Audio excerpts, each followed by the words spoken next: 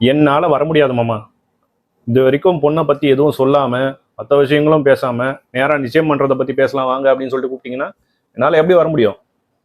அதான் சொன்னனே மாப்பிள்ள, இந்த பையன் லவ் பண்ணிட்டான்.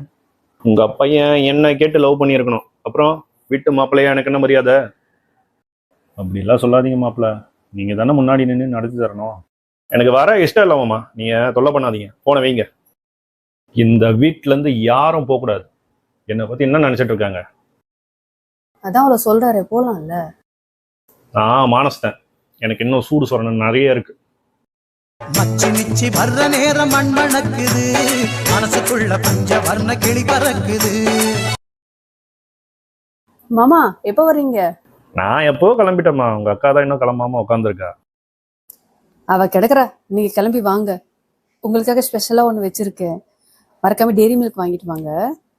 டைரி மில்க் சில்கா இல்ல ஃப்ரூட் நெட்டா? உங்க இஷ்டம் மாமா. உடனே வரேன் கண்ணா. போன்ல யாரு? தங்கச்சி.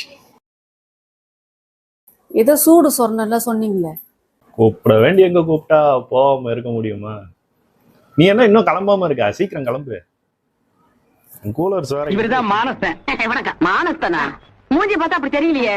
பேர் வைக்கும் போது குப்புறப்படுத்திருந்தாரு, வச்சதுக்கு அப்புறம் தான் மூஞ்சி பார்த்திருக்காரு.